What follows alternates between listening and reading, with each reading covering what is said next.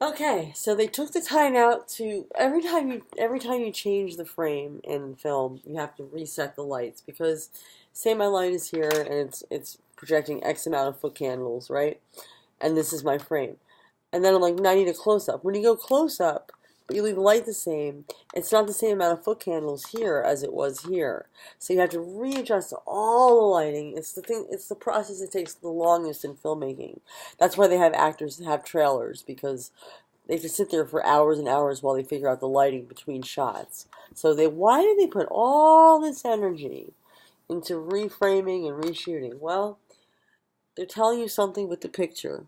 They're telling you something with the picture without the words. There we go. And the men meet. Okay. And close up on the hands touching and tilt up to the men. Framing the shot, interior frame, but going from the hand holding up to the tilt, this close up, it's not far away, it's close, it's intimate. Going that direction, that hand holding tells us that they're lovers. That's all they have to do.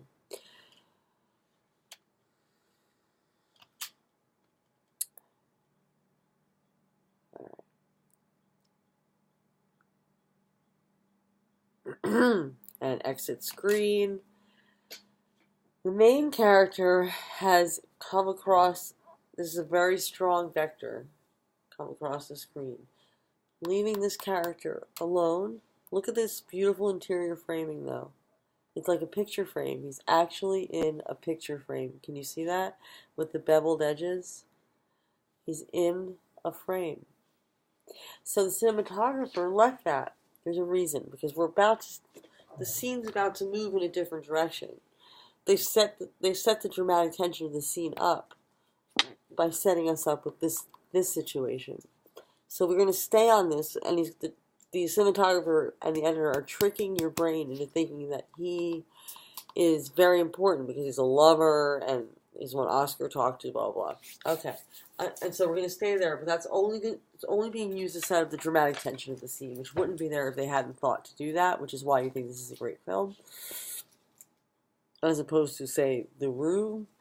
Okay, so something else I want you to notice, you can't really see here, but you'll see it. I put it up on YouTube, you can watch the scene. Is also the attention paid to detail. Like, you can't tell really, but the materials they used in the costumes were velvets, and actually they actually bought costumes from that time period. Like, they really went all the way out.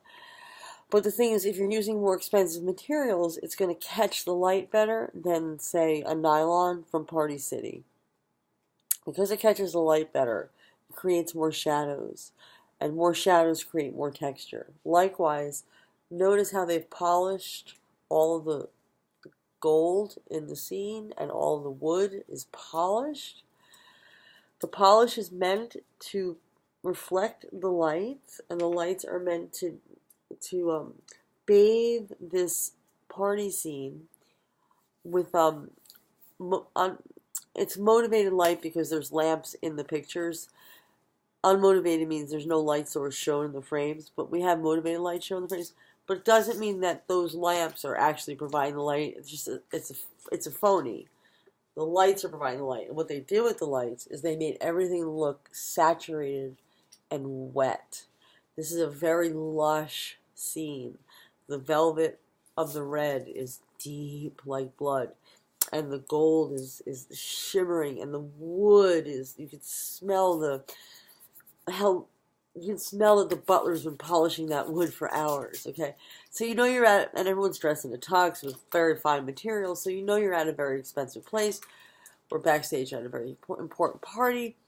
If this was a scene in a trailer park, you wouldn't use these tungsten colors, the oranges, reds, and yellows. You might use more blues, greens, and more like sickly colors. And the light might be more fluorescent or purplish, indigo. But these are the colors of wealth. Okay, so here we go. So you can see that, yeah, now he looks over, editing is a dance of eyes. All right, now we're going to do the same thing. We're going to follow the back of Oscar. Okay, now look at this framing. This guy crosses in front.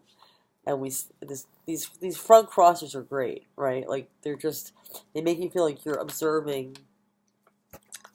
You're observing the two. See how they cross in your point. The front people make your brain feel like you're in the room with them, and they're just getting in front of your line of vision. Meanwhile, that framing was immaculate. It was the four characters. There we go. So there was that internal wipe, back, out of focus, in focus, frame, frame. Right? They form a frame. Now, here comes trouble. Okay. This guy enters the frame from here, from where you were standing. So you might have just been talking to this guy. She's there to create an X. And that X creates dramatic tension, or what's known as frame magnetism. She's there to underscore this movement because it's going to be an important thing. So there he is, back going, okay. Now, Oscar's going to bring him closer to us because we're standing right here, in other words. And we want to hear what's going on between these two men in their private conversation. So Oscar's going to turn him around. There we go. Okay? So now we're right here.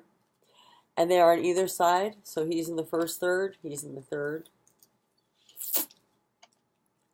I want you to meet somebody.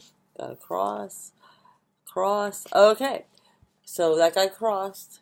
After the cross, both men looked up at the same time, at the same place in the room. And remember, editing's a dance of eyes. So someone's going to catch this. Now, this is what I find so magnificent. When you listen to it, you'll be able to hear the sounds of the room. The director didn't use music, like smush music over it. In other words, you hear the shuffle of the wooden shoes and the women's dresses and the rustling and the low murmur of the elegant conversation. And they keep that soundtrack going while the next moment happens. So what happens is that very subtle soundtrack is just life happening. But what the camera does is gives us the internal emotions about the moment that these two men are about to share. He's about to fall in love. He's going to fall in love at first sight. So they both look up. Now look. Oscar's right here in the frame. Camera pushes in. Remember, the closer we get, the more intimate. And what's happening? The camera's pushing in. What is that doing? That's giving us a visceral empathy with him. He gets out of our way. We don't have to watch him. Just him. And the camera actually imitates the pull of love. So here we go. Okay, looks up. And love pulls him into. Now remember, he was on this side of the frame and the camera pulled in. Then what they did, very cleverly, was they threw it to the other side of the frame. So if they were in the frame together, it would be Oscar and Bosie. Now these two men fall in love at first sight. But see how they share the frame? Oscar throws the look, Bosie catches it.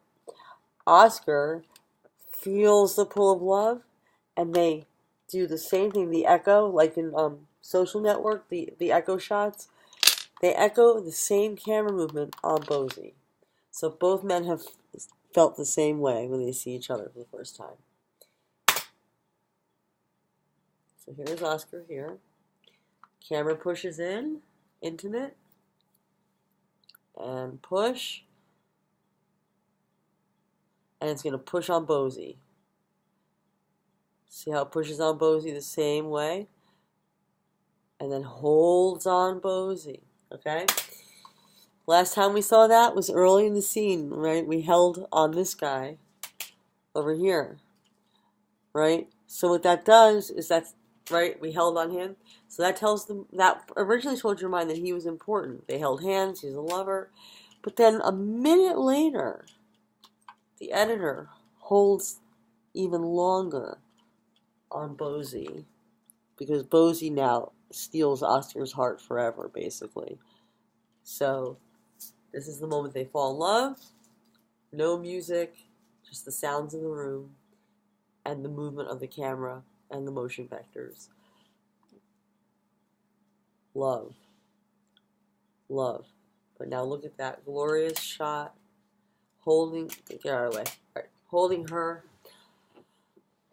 The shot gets held longer on Bosie than it does on Oscar.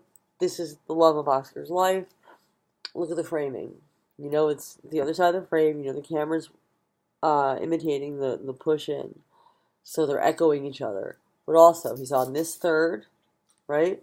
He's on this third. And now, just like in the other film, the other scene, at the beginning of the scene, here he is, okay? His white shirt that the costumer puts him in forms the column on the first third. His eyes are also on the first third. What's behind him? It's blurry, but there's something behind him.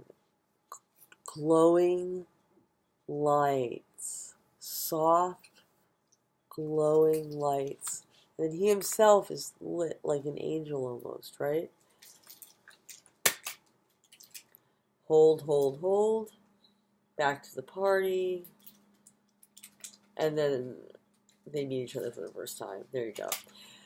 And when they're meeting for the first time, I just want to point this out. Notice how Oscar takes up the first third of the frame, thereby pushing everything else out of the room. Because the only thing Oscar's seeing at this moment is Bosie. So the only thing we can see in order to empathize with Oscar is Bosie. Therefore, we have to cut, like just black this out. We just have to get rid of all of this information as best we can while doing it naturally. And thus, that's what they're doing here. Then the scene continues, but that moment, I think, is the best moment ever of a filmmaker showing the moment of falling in love at first sight. And I would challenge you, for your film project, to try to replicate this in your own way. But how would you show the moment of falling in love for the first time? How would you show cinematographically? It's a great project. I might do it myself just to figure out how I would do it. I'm curious. I don't know what I would do. But I'm absolutely enthralled by the genius of this. Okay.